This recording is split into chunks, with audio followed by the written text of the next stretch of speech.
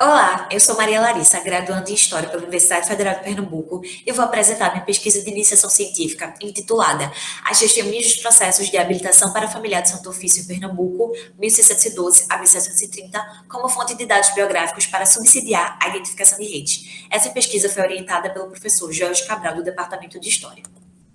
O Objetivo de Desenvolvimento Sustentável, que enquadra nossa pesquisa, é o tópico 4, Educação de Qualidade. Mas antes que nós comecemos a falar sobre as testemunhas, que são o foco principal da nossa pesquisa, é necessário que a gente esclareça um pouco como era caracterizado o processo de familiatura de Santo Ofício. A familiatura, ela surge ainda no século XVII como um braço leigo da Inquisição, cujo objetivo era intensificar a vigilância sobre a ortodoxia dos fiéis católicos. Mas aí, com o passar do tempo, ela foi perdendo muito da sua função religiosa e foi ficando cada vez mais evidente de que ela servia como um elemento de distinção e ascensão social. O acesso a esse grupo era restrito e dependia de que houvesse uma investigação para atestar a limpeza de sangue e o bom procedimento de vida de cada candidato e de sua família.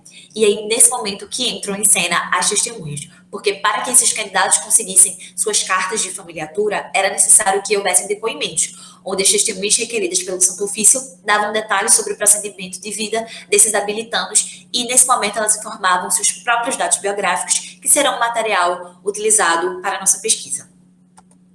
Os objetivos, então, são iniciar a elaboração de uma ampla base de dados com informações biográficas sobre essas testemunhas que estavam em atividade aqui em Pernambuco durante o período colonial, para que nós possamos esclarecer e recompor suas trajetórias de vida e as redes familiares e clientelares. Buscamos, então, recolher essas informações biográficas sobre essas testemunhas que estavam em atividade entre 1612 a 1730 e buscamos, então, disponibilizar essas informações em uma página da web para que novos pesquisadores do período colonial tenham acesso e para que novos trabalhos sejam resultantes a partir desse que nós já iniciamos.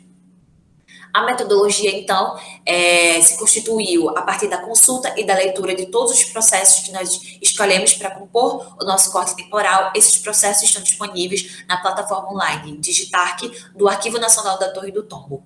Inserimos, então, todas as informações biográficas que nós encontramos na nossa base de dados informatizada e depois cruzamos todas essas informações com dados que já estão disponíveis no site do Arquivo Histórico Ultramarino. Sobre os resultados, nós registramos no nosso banco de dados 409 testemunhas. Entretanto, registramos 452 depoimentos. Há essa diferença porque cada testemunha poderia depor em mais de um processo. O gráfico 1, que aborda os testemunhos que foram realizados na capitania pernambucana e em Portugal nos séculos 17 e 18. E aí, em azul, a gente percebe que mais da metade, grande parte desses testemunhos, 403, foram registrados em Pernambuco, enquanto Portugal registrou apenas 49 ao decorrer dos 2 séculos. O gráfico 2, que aborda a naturalidade dessas testemunhas, em laranja a gente consegue perceber que 46,45% dessas testemunhas eram oriundas de Portugal, enquanto 21,03% eram naturais de Pernambuco. E em cinza há essa porcentagem de 32,52%, que esse número corresponde às testemunhas que a gente não conseguiu identificar a sua naturalidade. O gráfico 3 aborda o local de residência dessas testemunhas durante seus depoimentos. Então, a gente consegue perceber em azul a primazia da capitania pernambucana, já que 84,84% dessas testemunhas residiam em Pernambuco durante seus depoimentos, enquanto apenas 4,89% residia em Portugal. E o número de que a gente não consegue identificar cai para 10,27%. Como essas testemunhas estavam presentes em diversos segmentos da nossa sociedade do antigo regime, o último gráfico aborda exatamente os cargos e as atividades que elas exerceram. E a gente percebe que elas estavam presentes em diversos segmentos, e 15,16% estavam atreladas ao comércio e aos negócios. O corpo clérigo também se fazia presente, equivale a 9,78% das testemunhas. O corpo militar também, 11,25% eram os alferes, os capitães, os coronéis. A agricultura também se fazia presente, com 3,42%. E, por último, o número de familiares de investigados. 0,98% dessas testemunhas já eram familiares do Santo Ofício e, mesmo assim, deporam em novos processos. E 7,33% estavam sendo investigados pelo Santo Ofício durante seus depoimentos, estavam buscando as suas cartas de familiatura.